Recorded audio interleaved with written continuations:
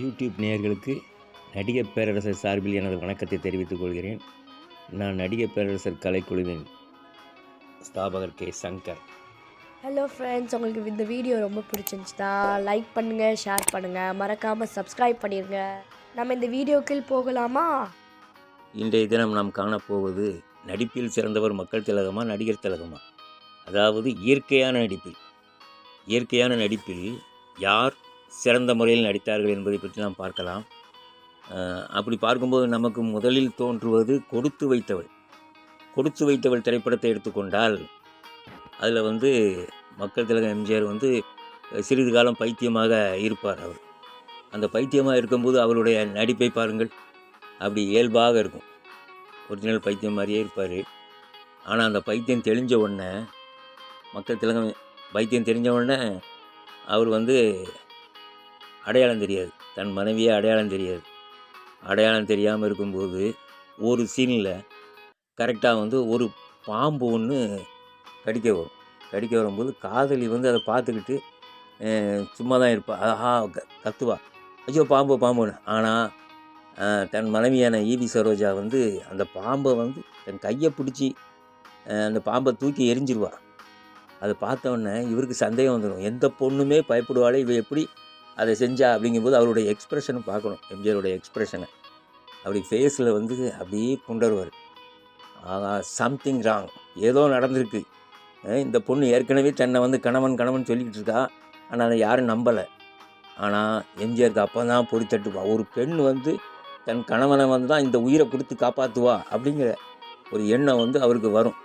அதை ஃபேஸில் அவர் அவ்வளவு அழகாக எக்ஸ்ப்ரெஷனை இயற்கையாக வெளிப்படுத்துவார். எந்த வித ஆர்ப்பாட்டமும் இல்லாமல், எந்த வித கதறலும் இல்லாமல் அழகாக செஞ்சுருப்பார் அந்த பாத்திரத்தை. அதே மாதிரி நிறைய சீன் கொடுத்து வைத்தவள சொல்லலாம்.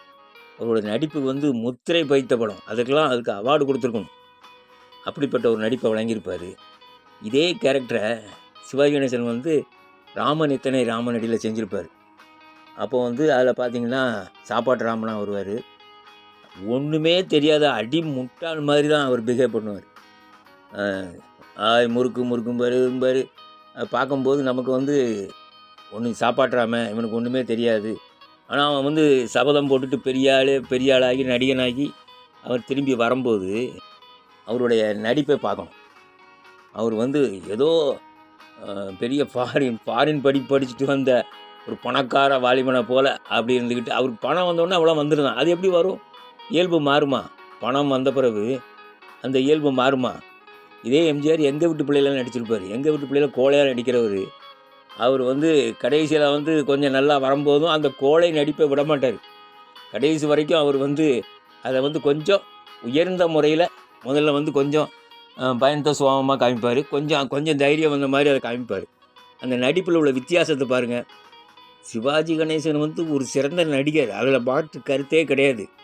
சிவாஜி கணேசன் ஒரு சிறந்த நடிகர்னு எம்ஜிஆரே பல இடம் சொல்லியிருக்காரு. திலானா மோனம் பல்ல எல்லாமே. ஆனாலும் அதில் மிகை நடிப்பை ஏன் அவர் கையில் எடுத்தார் என்பதுதான் நமக்கு கேள்வி. மிகை நடிப்பை எடுக்காதிருந்தால் அவர் ஒரு பெரிய லெவலில் வந்திருப்பார், பல பரிசுகளை வென்றிருப்பார். ஆனால் ஒவ்வொரு படத்துலையும் அவர் எடுத்த அந்த மிகை நடிப்பு இருக்கே, எங்கிருந்து வந்தாலும் அதே தான். பைத்தியக்காரனாக வருவார். ஆனால் பைத்தியக்காரனாக வந்தவர் குடும்பம்லாம் நடத்தியிருப்பார் அந்த அம்மாவோட. கடைசியில் பார்த்தீங்கன்னா அவர் அதே மாதிரி துணியில் வசந்த மாளிகையில் ஒரு பெரிய ராஜா வந்த மாதிரி இவர் அதே மாதிரி கேள்வியை கேட்பார், நீ யார் அப்படின்னு கேட்பார். கேட்கும்போது பார்த்தீங்கன்னா கொஞ்சம் இதாக தான். அது வங்கமொழி படத்துலேயும் அந்த படத்தை நான் பார்த்தது கிடையாது. ஆனால் அந்த நடிப்பு வங்கமொழியில் இயல்பாக இருக்கும். வேறு மாதிரி கொஞ்சம் மிகைப்படுத்தி நடிக்க மாட்டாங்க. இது எல்லா படத்துலையும் அப்படி தான், மிகைப்படுத்தி ஓவர் அந்த கேரக்டர் மனசில் பதியணும் அப்படிங்கிறதுக்காகவே இவர் என்ன செய்வார்னா அவ்வளோ மிகைப்படுத்தி நடிப்பார். இதே இது எங்கள் தங்கராஜா பார்த்துருப்பீங்கன்னு நினைக்கிறேன்.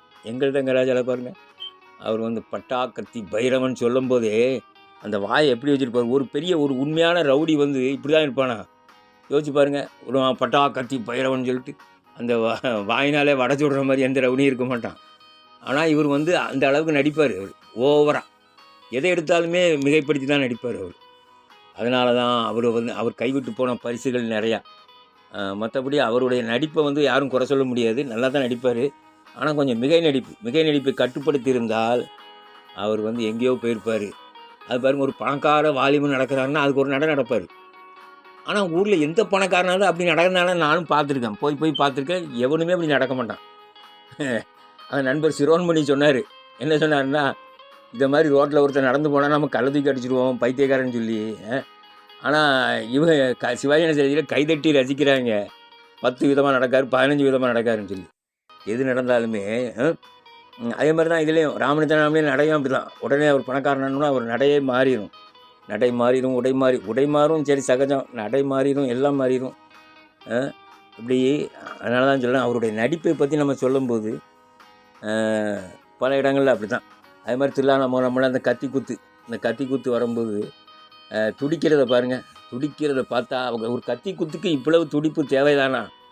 ஒரு அளவறிந்து வாழாதான் வாழ்க்கை உளபோல் இல்லா கடும் சொல்லி சொல்லுவாங்க. அதே மாதிரி இவர் வந்து தேவைக்கு அதிகமாக நடிப்பார். ஒவ்வொரு படத்துலையுமே தேவைக்கு அதிகமாக நடிப்பார். உதாரணமாக பார்த்திங்கன்னா, எங்கள் வீட்டு பிள்ளையில் ஒரு காட்சி வரும். அந்த காட்சியில் வந்து எல்லோரும் வந்து சொல்லுவாங்க, அந்த இவர் வந்து முரட்டு எம்ஜிஆர் வந்து அங்கே போகிறாரு. அந்த வீட்டுக்கு போனோடனே இவருக்கு அம்மா கிடையாது, அக்கா, அப்புறம் அக்கா மகா இவங்கெல்லாம் பார்த்து, மாமா நீ எங்கேயும் போகாதன்னு சொல்லிக்கிட்டு இருப்பாங்க. அப்போ வந்து இந்த குடும்பத்தோட நிலைமையை அவர் வந்து அவருடைய முகப்பாவத்திலே புரிஞ்சுக்கிடுவார். முகப்பாவத்தை காமிப்பாங்க.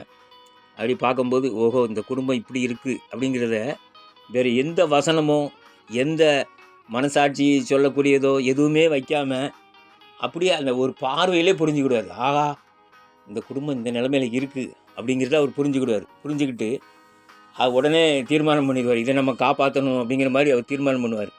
எல்லாவற்றையுமே அவருடைய முகப்பாவத்திலே நம்ம தெரிஞ்சுக்கலாம். அவ்வளோ ஒரு அருமையான ஒரு நடிப்பை வெளிப்படுத்தியிருப்பார் எம்ஜிஆர்.